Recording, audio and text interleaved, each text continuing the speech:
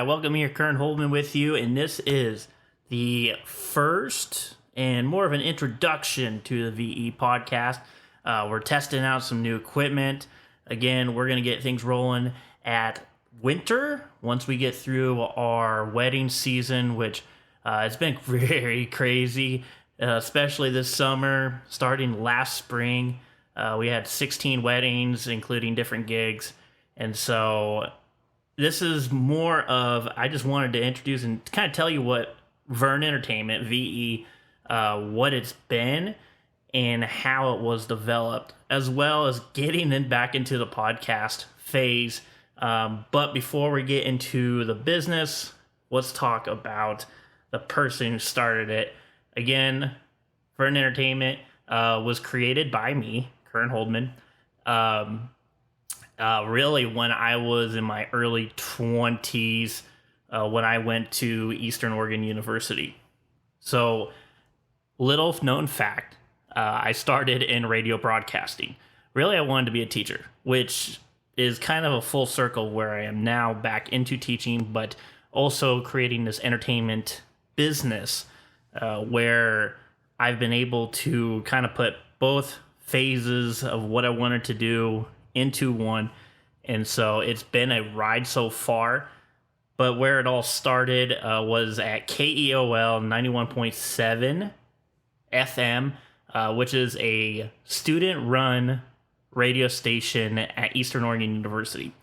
And that is where the craziness really began. I knew I wanted to be a broadcaster when I was a kid. I used to watch a lot of football games, a lot of basketball games, and on TV, it was something you were able to watch the picture go with the sound, but it wasn't really interesting to me. What really drew me into radio was being able to create a story, create that image into your mind while you listen to it. I used to always go to a different room, turn on my radio station, and listen to Oregon State Beaver football games. That was really the big key. And Portland Trailblazer basketball games. Mike Wheeler was a broadcaster I used to listen to a lot. And then Mike Parker was another one where it really shaped up of what I wanted to do, which was sport broadcasting, which I've been blessed with the opportunity to be able to follow into that path for at least, I want to say about 8 or 9 years. It was really something that really sparked where I wanted to be into that phase. And it taught me a lot of things, especially into the broadcasting business, where being able to use your creativity, because when I grew up, I was a very creative mind. I mean, I did a lot of weird stuff. I'm not going to sugarcoat it. It was a lot of thinking what was on your head, picturing it. I was a kid that, which still today, people that know me, I love to wear funky outfits, especially when I DJ.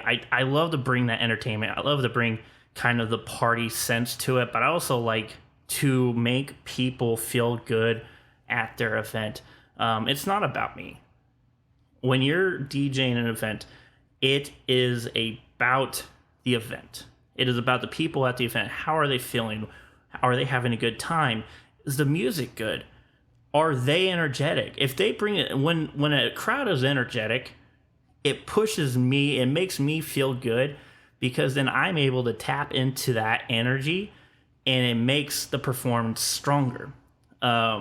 So kind of, me, I like to side rant. I like to do a lot of things, but that is the main key. That is the main point. You're entertaining the person. So with all these different phases I did between sport broadcasting, radio broadcasting, DJing, entertaining, that is the big word.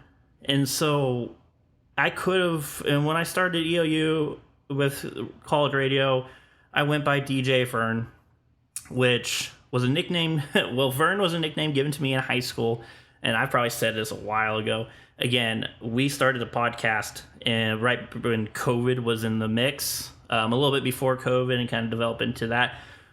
But that really took it it gave me time to kind of realign what I wanted to do entertaining. Because again, I've been doing broadcasts for 10 years and was in the broadcasting world. And so I was calling anywhere between 50 to 100 games a year. I was starting DJing, so I had weddings to do, and I was all over the place. So I had to take a break with the podcasting. I had to take a break from the broadcasting, to be honest, because you hit that phase and that wall where it's like, okay, I've been doing this for so long, but I just needed some time to fall back in love with broadcasting. So, and now again, I'm going to be all over the place, size tangents, but this podcasting for me is my way to get back into that phase where it all began, where I started to, where I enjoyed being able to get my voice back into there, because I was a quiet kid growing up. I really, I was, someone say I would mix. I'm a mix. I'm an introvert, extrovert. It depends on the situation. When I've got to perform, I am all the way into the performance. I'm all in. I want to create the best performance and create the best event and make everybody have fun at the party or the gig or the wedding or whatever I'm DJing at. It is my whole focus is on that moment. And so that is what I think the biggest key of being an entertainer. And that's why I hint the word entertainer. I've worked with DJs and all thing, but if you ask me about my DJing skill, I just really know how to read the crowd and pick the music that I think is the right moment and really feed off of that. So I think that's more of being an entertainer, being able to read crowds. That's my skill set. That's what I love, is being able to feed off the energy and interact with the crowd. So this is a way for me to be able to get into that, because the plans that I have for this podcast is getting guests on here, having friends, kind of get them to experience what I've done in the DJ and the podcasting, the broadcasting. It's all mixed into one. And so again, I've been able to work with a lot of different radio stations, broadcasters. It's been a wild journey over 10 years of doing in that site, and it is a beast, I will say. So again, that's kind of for a different time. But really the main focus is this why Vern Entertainment? Why did we start it? And again, I grew up, I always wanted to be a broadcaster. That was one thing that always sparked my thing. Being able to story tell, create an image in your mind. That was the one thing. So that main focus was in high school. I didn't know what I was doing, to be honest, because I knew that was the end goal for me. And so I got through high school. I was able to get out of my shell because I grew up in Helix, Oregon.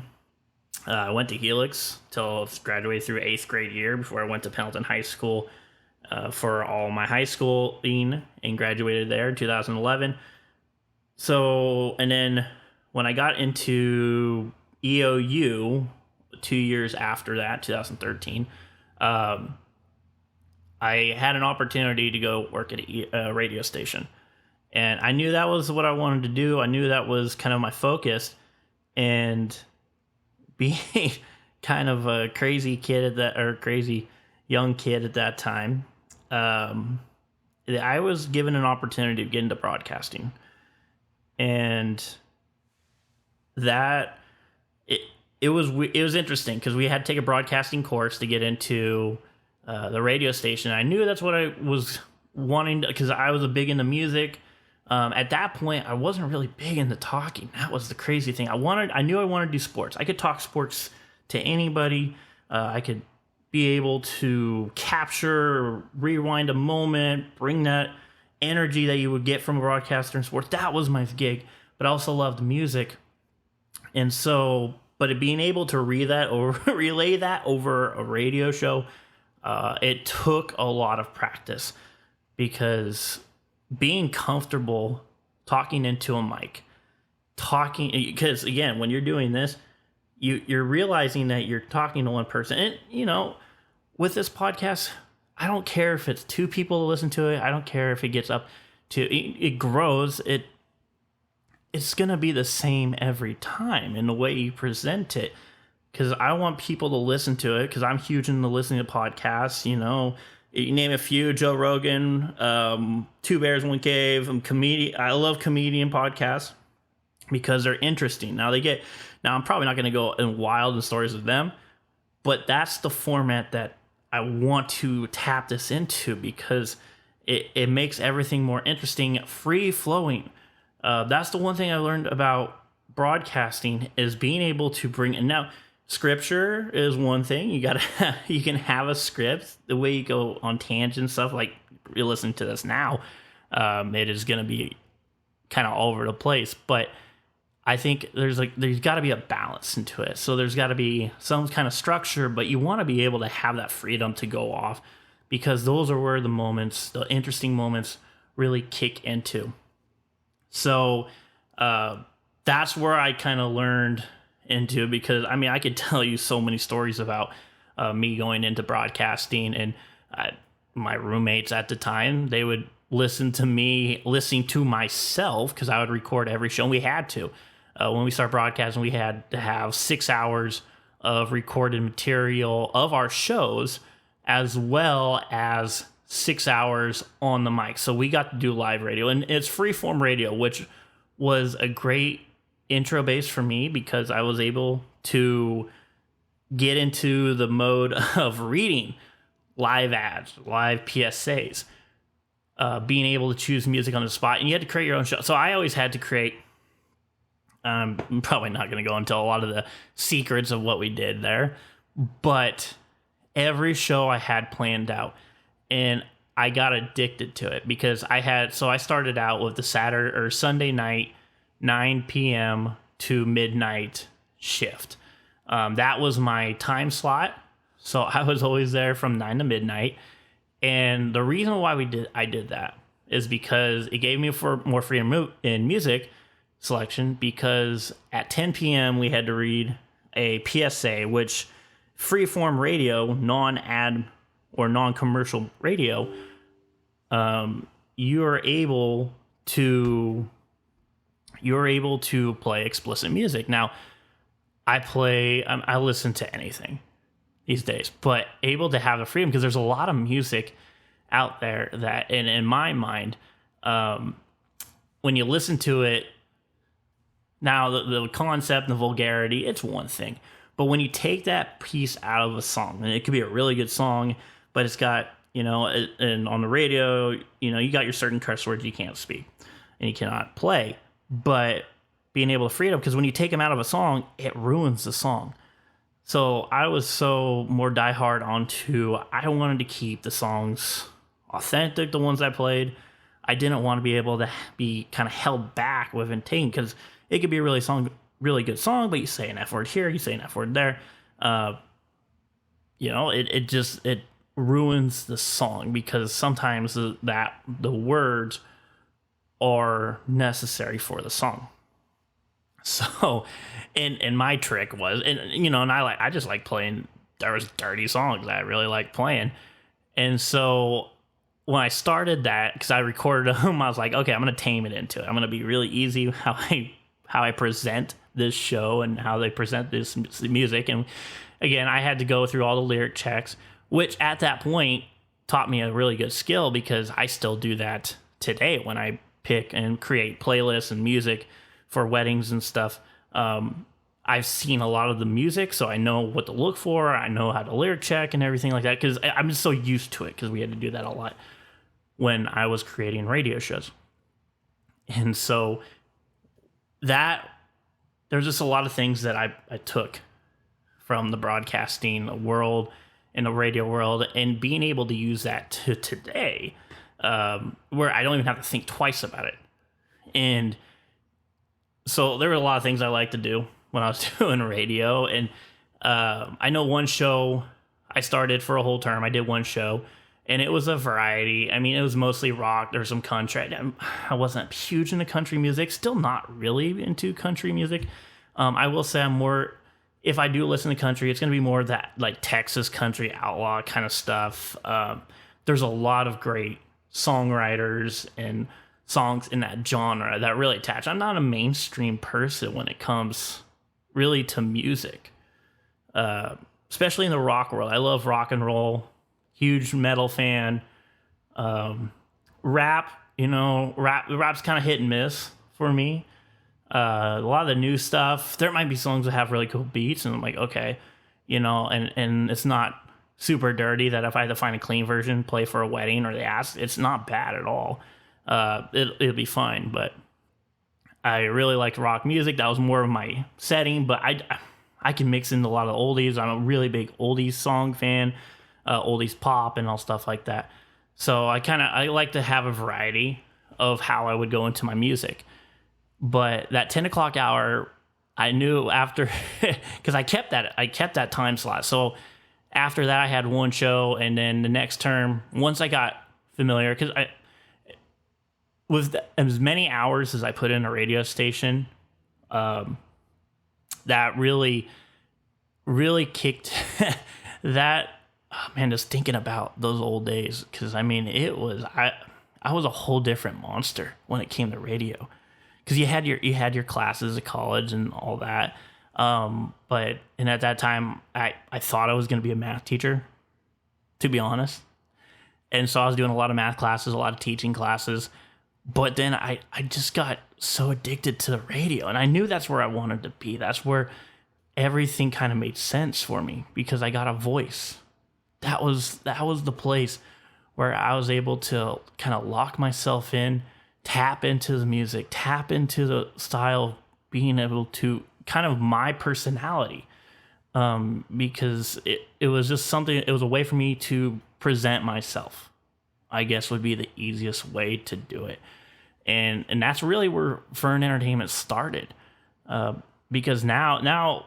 I guess you could call me a seasoned veteran on the mic, because when you flip on a mic, for me, it's a whole different mindset. I would say that I'm even more comfortable speaking to a group of people and being out in the public and being on a mic and that than if I'm having a one-on-one conversation. Like, I'm just so used to when I hear that mic switch kick on, that it just taps into my brain that it's like the monster's been unleashed. It's a really cool feeling. It's it's gotten me in trouble sometimes, and it's helped me out in a lot of times. But just being able to recapture that kind of feeling is what I want to bring back into podcasting and this podcast for the business. Because it's something for me to be able to do, because again, with the wedding season, you've got a certain time frame, which we're getting booked like crazy. I think we're already at 10 with a lot pending, and we're already kind of looking at 25. So 2025 is already looking at some dates in there. But this is another aspect and something that I want to develop, because I felt like when I started it, we were onto a good pace, and it was literally crazy when we did those, because I was able to get some guests. We were talking. It was fun. You have kind of a theme, but I really didn't get into how I wanted it to be presented, and so, and really at that point, I was doing a lot of broadcasting as my job. So, I was in a radio studio anywhere between 80 to 120 hours a week. It was a lot. And so being able to take a break from that and kind of tap into the DJ side, which has been growing great for us, a lot of opportunities coming up. But I kind of felt that urge that being able to talk at those weddings, it's like, I just want to get back into speaking into a mic. I'm not gonna lie, broadcasting games, it was a love-hate kind of affair during those, because it was a lot of hours. I mean, I called college basketball, college football, college basketball. You're sitting there for 4 to 5 hours, maybe even 6 hours, and you're traveling on the road every weekend. So you're working your day shift all week, getting interviews. At the time, I was doing an interview, Coach's Corner, coach interview show, which was fun, which helped me get a lot of contacts and be able to interact with a lot of the local community coaches and at all different levels. So that was great for me to be able to kind of use that and get into my interview kind of side, being able to learn those skills. But in calling games, I was calling games 3-4 times a week, traveling, college football, high school basketball, college basketball. I was all over the place. And then able to help the Wall Sweets baseball during the summer and being on both sides. Because that was, one thing for me was I'm a tech freak when it comes to broadcasting and when it comes to radio gear and when it comes to all that. So I love when I go to a concert or anything like that, the first thing that draws me in, it's not the band, it's not the musicians, it's not the people there. It's the equipment, it's the speakers. I'd be like, oh, I know that speaker setup. That's going to be, so and so and so. Because I'm picturing, what do I want this to become? Where do I want to take this? And every layer is getting where I want, Vern Entertainment. Entertainment comes first, and I want to get into that realm of being able to host live shows, have live bands, have concerts, have my own dances, have everything like that. So that's where it's going to. And so, step one was the DJ stuff. Step one really was the radio broadcasting. That laid all the foundation. I worked with a lot of great people in that industry. I learned a lot. And then when my time was up, I was able to take all that knowledge and all that experience that I was able to learn on the fly and from them themselves and put it into for entertainment. And so that was huge for me. So I know this is a lot longer than I thought it was going to be, but it's, it just feels good after 3-4 years to be able to get back onto the mic and feel like you're not missing a beat. That's the crazy thing. It's like when you're riding a bicycle, the moment you stop and the moment you start, you just know what you're doing. You're feeling like back. Me speaking back on the radio, or not on a radio, but on a podcast, it brings that sense back when I was on a radio. It just brings back so many of those feelings and those instincts of being able to talk and present yourself in a way that only you can. And so that was really I think the biggest thing I missed about taking a break from doing that. The games were fun. I will say this. As many good games as I had called, I don't remember a lot of them. I remember some moments, but you always remember the worst games, and it plays back in your mind. And so I remember when I started broadcasting games, I was taken to a football game, a high school game. I believe it was in Ambler when I was able to join, because I was really into sport broadcasting. I didn't know where to go. I had a buddy help me kind of set up.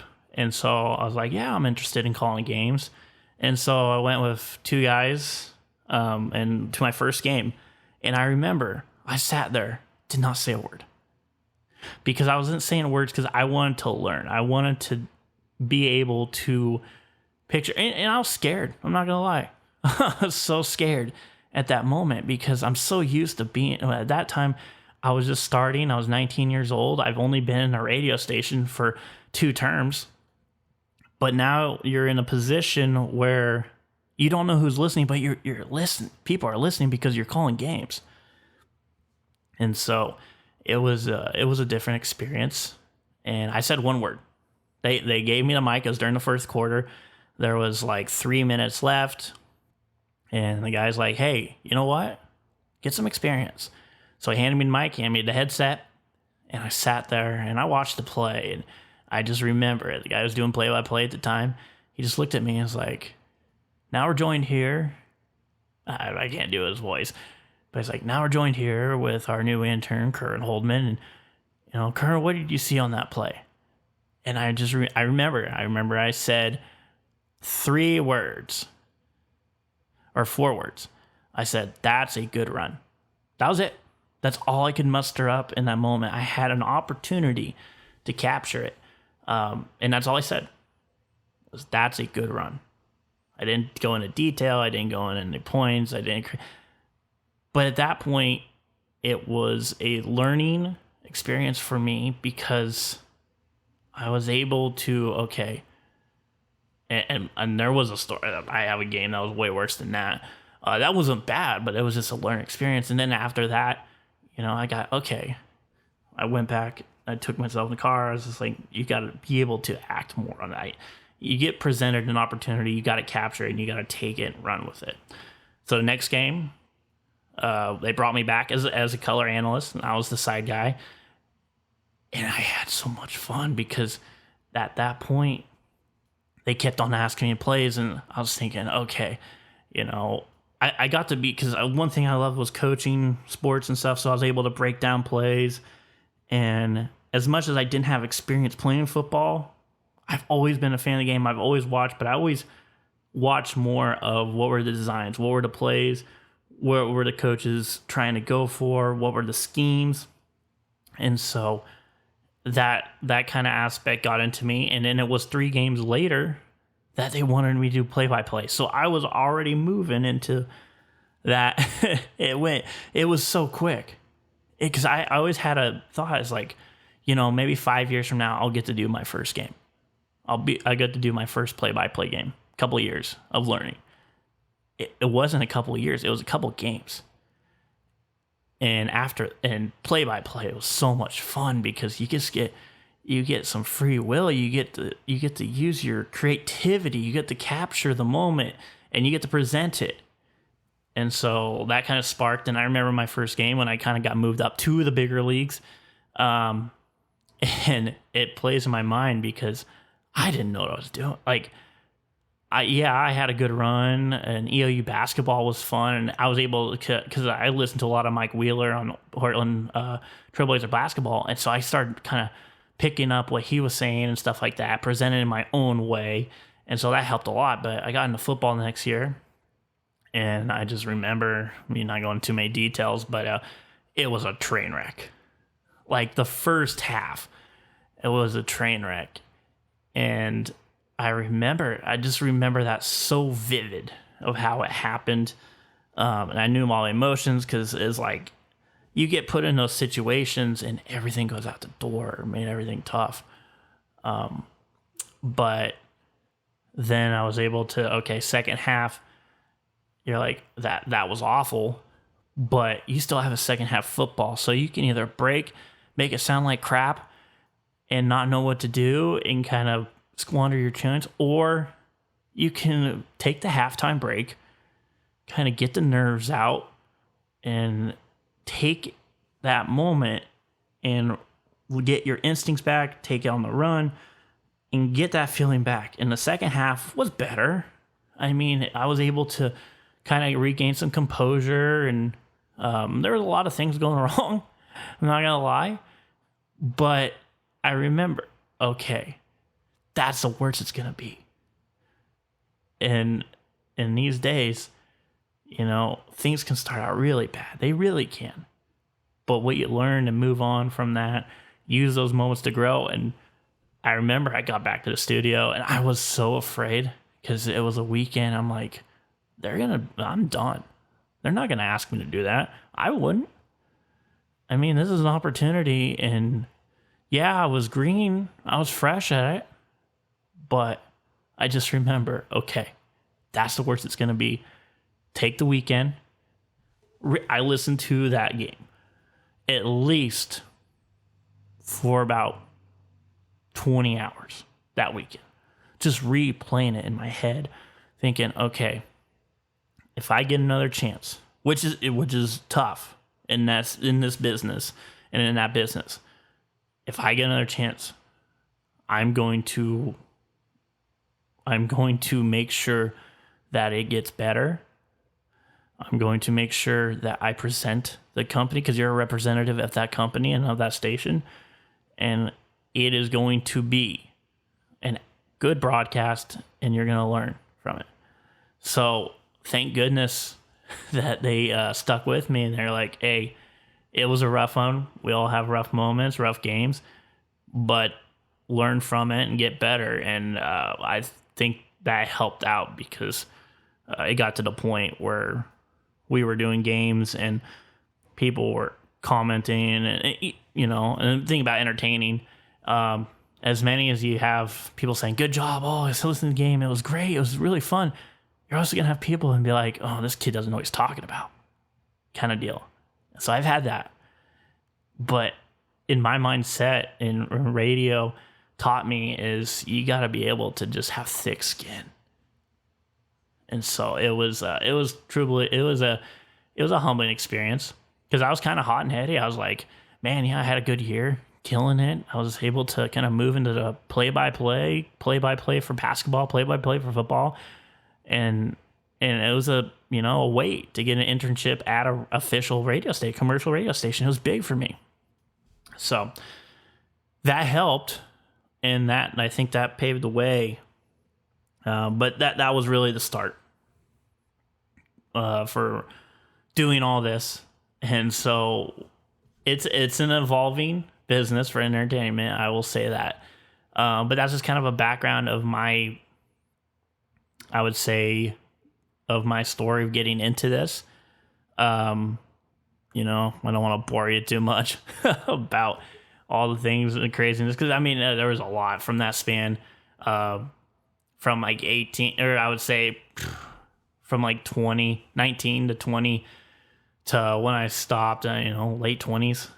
I didn't stop the music part. I didn't stop, being able to do some interacting with people like that. But just the whole broadcasting thing, there were some great moments, and made a lot of great people to this day, which is awesome.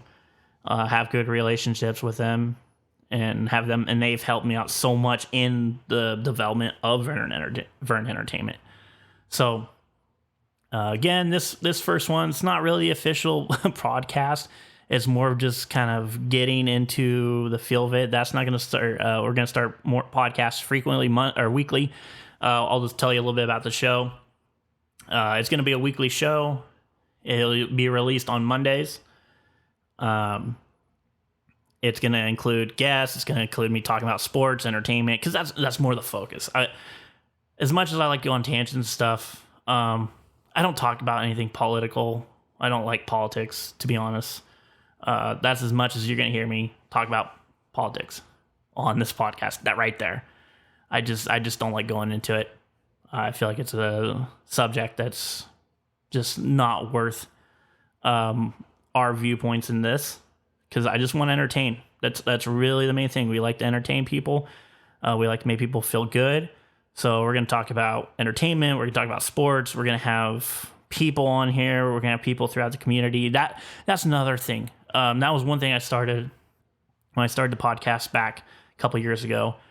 And really where I wanted it to go was I wanted to give opportunities for these local businesses to get exposure.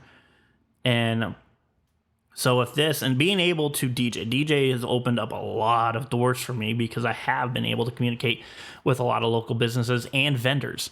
And so giving them a platform to tell us about their business, kind of put why they started it, what's their favorite thing, and give them more exposure to that. That is really where I want this to go, and have fun with that. So that's kind of where we're going to go into it, where we're going to kind of put this podcast into. And so that is where, our structure is going to be. And you're going to hear a lot of weird things. I'm not going to sugarcoat it. I know one thing I love to do was review obscure movies. That's coming back. That's so much fun. Watch a terrible movie one week and then put a review on it.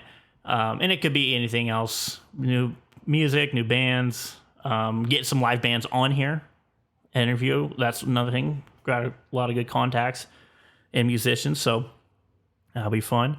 We're mobile, so we'll be recording in different spots sometimes.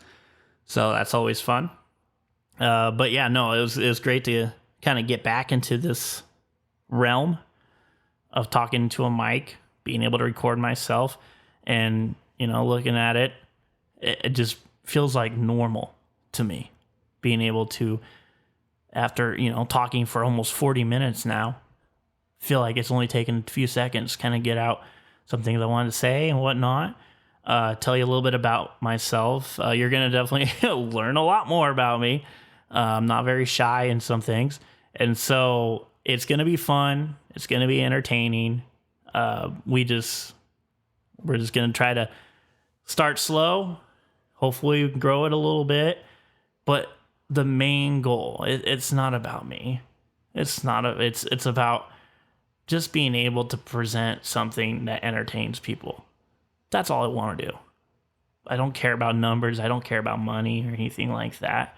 I know a lot of people do, but I care so much more about how to make people feel good, especially in these times. So I like to entertain, and I bring that kind of energy when I do DJing. Energy I want to bring to doing the podcast and different other facets that this company is growing into. There's a lot of opportunities for us coming up, and so I'm excited about that. I'm excited where we're going. If you haven't, go ahead, go follow us on Facebook. Share it to your friends. Share it to you. We're ever growing, and the way I see it is every time we get somebody joining in, this company is a family. It's not just one person. It's not two. It's not three. It's everybody that's been involved throughout my life and the life of this company. They're all part of it. They're Vern Entertainment. Everybody is. That's the fun thing about this. That's the thrill of it. Is you get to see everybody in the community kind of back this and help out. And so that's what I'm excited about. I'm excited how it grows and that the community gets bigger for Vern Entertainment. And that is where I'm going to leave it onto this one. Again, almost 40 minutes. And it just kind of feels like normal. So that's where we'll end it. Again, follow us on Facebook, Instagram. And then we do have a couple of dates. We do have 23. We've been kind of blessed. Again, another good DJing season for us, wedding season.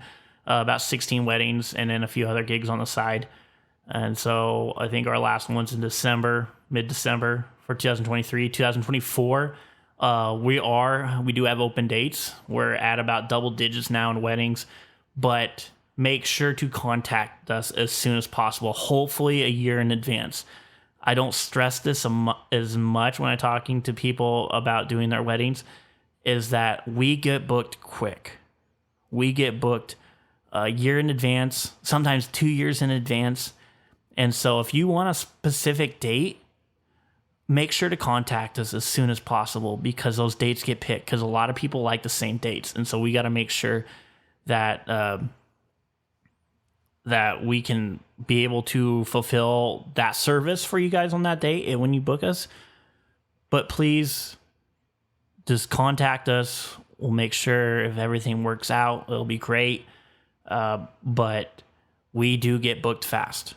And we're not even into, I would say, prime engagement season, which it's usually the start of mid-fall to Thanksgiving and goes to, I would say, probably throughout till Valentine's Day. So we're already in double digits for weddings next year, and we haven't even hit our stride in when engagements happen. So make sure that if you are looking for a DJ or for service for your wedding, please contact us as soon as possible. That way we can make sure to get you onto our schedule and that we can cover your wedding. So other dances as well, proms, homecomings, high school, middle school dances we do, contact us. Contact us as well. Make sure we can get everything ready to roll and do it in advance. I will say one thing that I'm excited about this year is that we get to do Mud Wars for Pendleton High School. If anybody from Pendleton knows what Mud Wars is, it is anybody from Eastern Oregon that goes to Mud Wars. It is a great opportunity for us. We're excited. That'll be in October. But it is a great experience because I even got to participate when I was in high school, Mud Wars, a couple of years. And so being able to go back and provide the entertainment and get on the mic for them, it is exciting. So that is a great opportunity for us, and we're excited. But again, follow us on Facebook, follow us on Instagram. I say Facebook is kind of we are very our communication is super quick. So if you message us on any of those, we will respond as soon as the message is sent, essentially. So we'll tell you if we're available, if we're not, what our bundle is for weddings and stuff like that. We're super quick on our communication through that. So make sure that if you're looking for a DJ or anything like that, contact us there, and then we'll go from there. But again, this is just kind of a test. We'll put this one on just to kind of get in the realms of everything. But everybody have a great week. We can't wait to get this rolling during the winter, during one's wedding season kind of slows down. And we will see you guys then. Have a great time. This has been the Vern Entertainment Podcast, or what we're going to go with, just the VE. So, you've been listening to VE. Have a great week.